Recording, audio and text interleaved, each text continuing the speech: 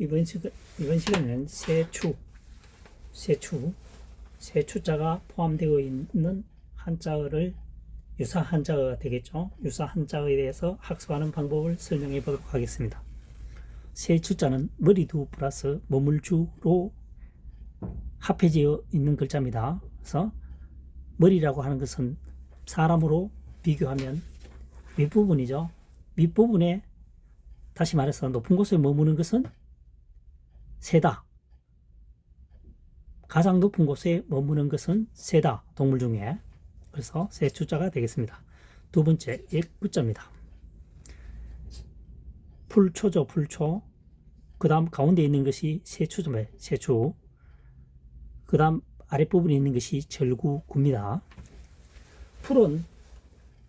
새는 풀을 이용해서 절구처럼 새 집을 만든다는 거죠.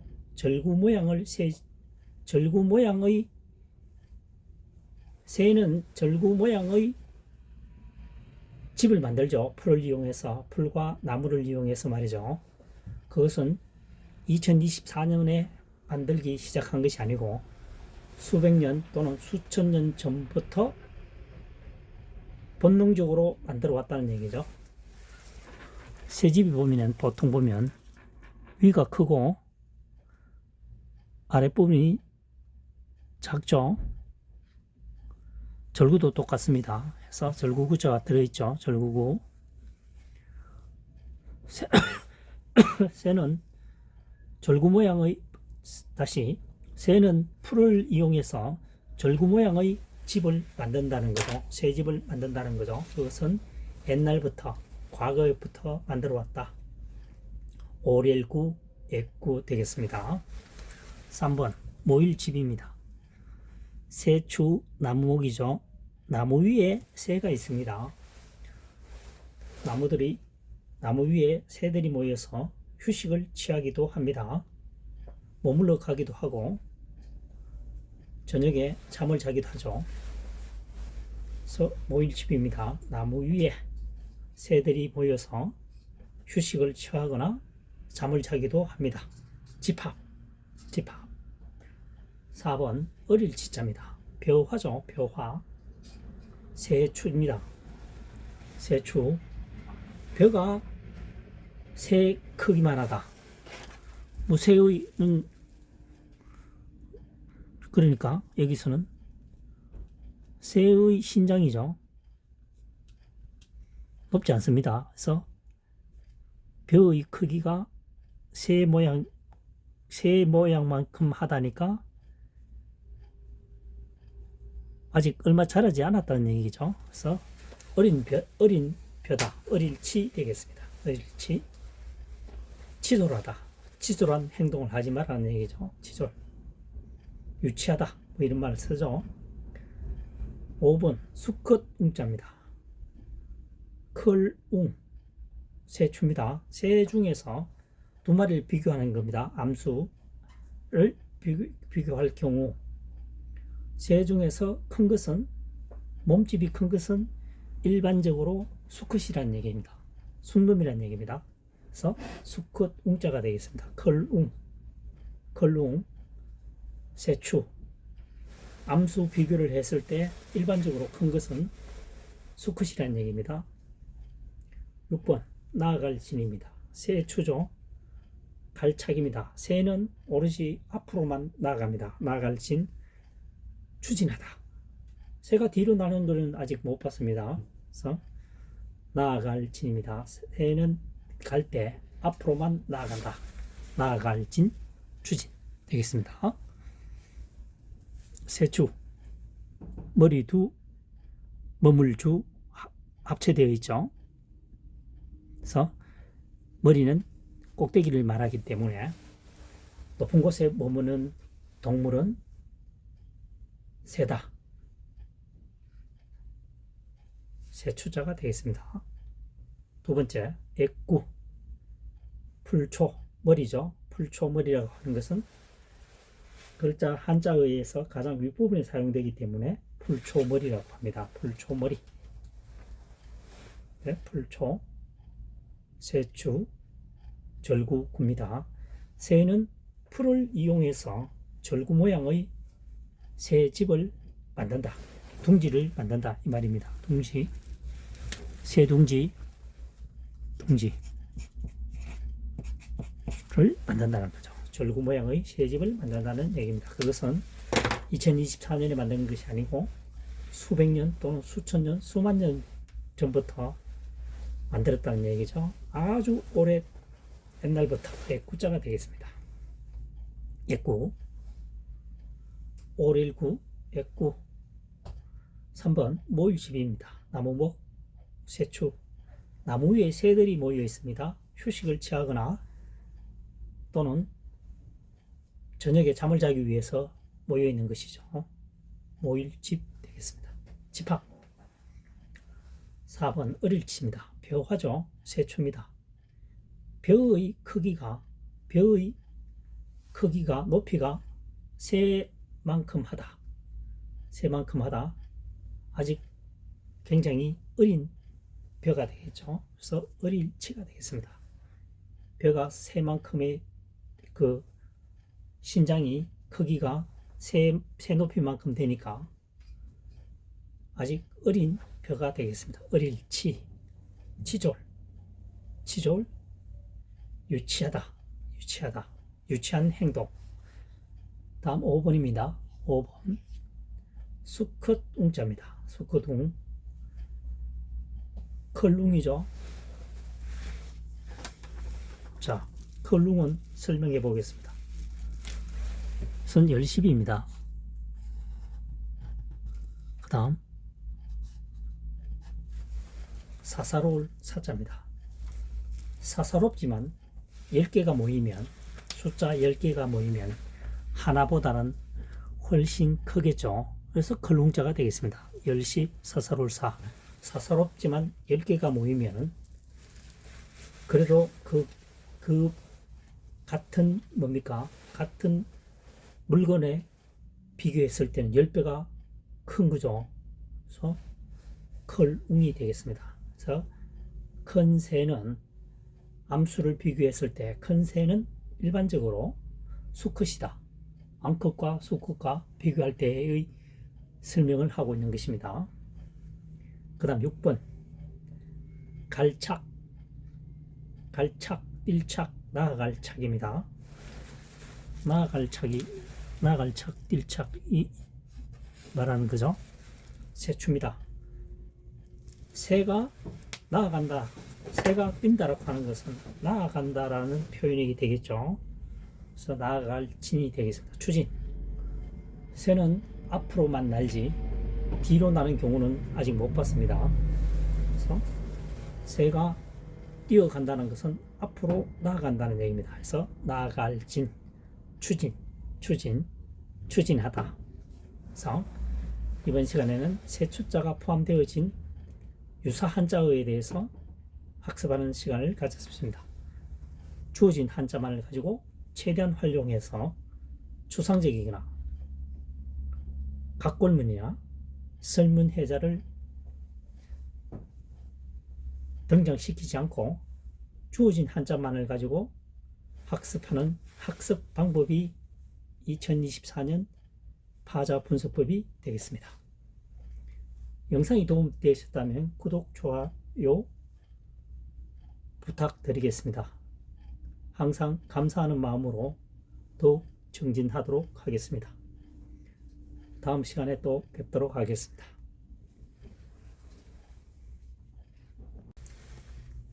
이번 시간에는 세조, 닭개, 울명, 두루미학 한자어에 대해서 파자 분석을 통해서 한자 학습 풀이하는 방법을 설명해 보도록 하겠습니다.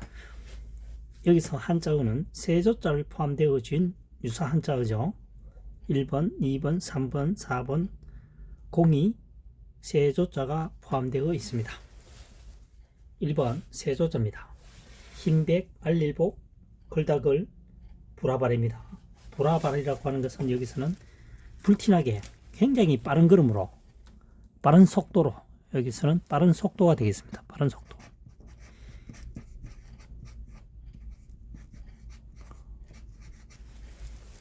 새가 빠른 속도로 걸려 있는 것처럼 알리는 데는 가장 적합한 동물은 새다. 특히 흰색은 말이죠. 흰새가 빠른 속도로 걸려 있는 것처럼 알리는 것처럼 보이는 것은 알리는데 적합한 동물은 새다. 새가 굉장히 빠르죠. 말이 빠르다라고 생각하지만 새는 바로 직진. 지름길로 통하기 때문에 새를 따라잡을 수 있는 동물은 육상에서는 없겠죠. 그래서 새조자가 되겠습니다. 백조. 2번 닭개자입니다. 어찌해 새조입니다. 어찌 닭을 새라고 할 수 있겠느냐 이런 얘기가 되겠죠. 닭은 집에서 사육을 하기 때문에 나는 것에 대해서는 태화가 됐죠. 잘 날지를 못합니다. 그래서 잘 날지를 못하는 것을 굉장히 빠른 주특기를 가진 새들과 비교하는 것은 뭔가 적합하지 않다. 그래서 어찌 새라고 할 수 있느냐, 그것은 닭이다. 자, 그래서 이번 시간에는 어찌 해자에 대해서 한 번 더 살펴보도록 하겠습니다. 어찌 해.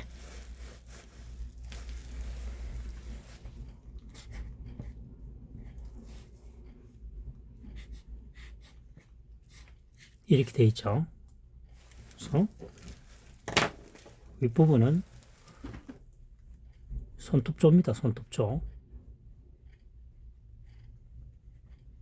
그 다음 작을 여죠. 그 다음 큰 대자입니다. 그래서 어찌 해니까 어찌에 맞게끔 이 한자를 파자 분석을 해야 되겠죠. 작은 손톱으로 큰 것에 대항을 한다는 거죠. 작은 손톱을 이용해서 큰 물체에 큰 것에 대항을 한다는 것은 어찌 불가능하다. 어찌 할 수가 없다. 작은 손톱으로 큰 것을 대항한다는 것은 어찌 할 수 없다. 역부족이다. 이런 얘기가 되겠죠. 그래서 이 한자는 어찌해가 되겠습니다. 어찌해. 그 다음 3번 울명이죠. 입구 새조자입니다. 새는 입으로 통해서 의사를 표현하기도 하고 사람의 입장에서는 계속 지저귀는 것이 우는 것처럼 느껴지는 거죠. 한자어는 사람의 입장에서 풀이하기 때문에 우는 것처럼 보인다. 새는 입으로 의사소통을 한다. 울음으로써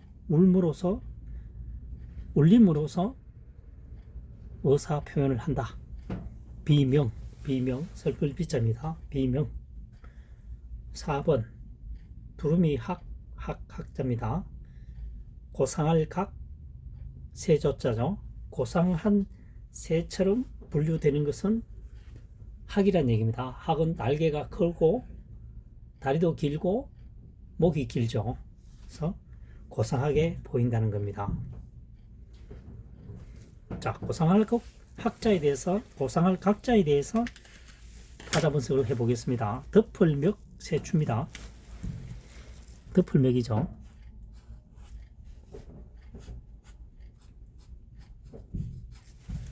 그렇죠?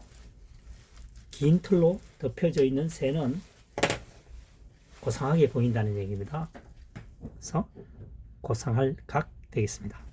고상할 각 또는 여기서는 음이 세 가지입니다. 훈과 음이 세 가지입니다. 고상할 각, 오를 혹, 두루미 학으로 사용된다는 거죠. 이 한자어가 말이죠.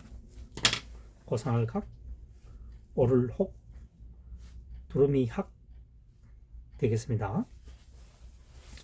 그래서 고상할 각 새조, 고상한 새는 두루미다, 학이다, 학학, 두루미 학 되겠습니다. 학무는 춤출무죠. 학처럼 학이 춤을 춘다. 학무 되겠습니다. 1번 새조자입니다. 흰백 알릴보, 걸다걸, 보라발. 새가 하늘에 창공에 뜨게 되면 떨어지지가 않죠.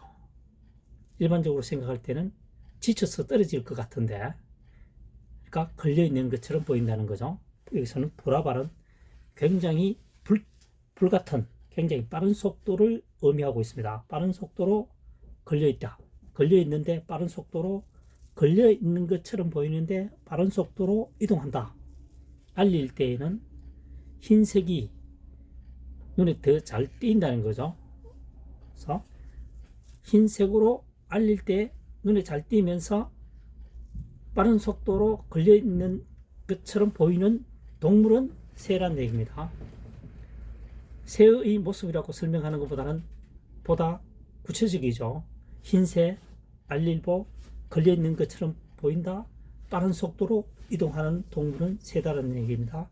새조자가 되겠습니다. 백조, 흰새가 되겠죠. 닭게, 어찌해 새조, 어찌 새라고 할 수 있겠느냐? 그것은 닭이다. 조금 전에 설명했다시피 닭은 잘 날지를 못합니다. 새는 새의 주특기는 날아다니는 거죠. 닭은 가축화되어서 나는 것에 대해서는 진보하지 못하고 퇴화되었다. 수백 년 동안 퇴화가 되다 보니까 자신이 난다는 사실조차도 잊어먹을 수도 있습니다. 3번 울명, 입구, 새조. 새는 입으로 운다. 울음소리를 낸다. 울음소리를 내어서 의사소통을 하기도 한다. 그래서 울명자가 되겠습니다. 4번 두루미학, 학학, 고상할 각, 새조. 고상한 새로 분류하는 새는 두루미가 속한다. 학이 포함되기도 한다. 라고 하는 것은 날개가 일반적인 새보다 크고 다리 길이도 길고 목 길이도 길죠. 부리도 깁니다. 그래서 고상한 부리에 속하게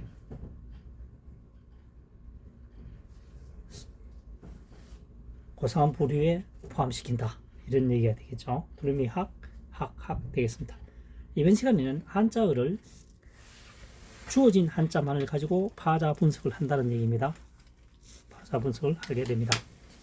그래서 각골문, 설문해자는 전혀 등락시키지 않는다는 거죠. 최대한 배제한다는 얘기입니다. 그래서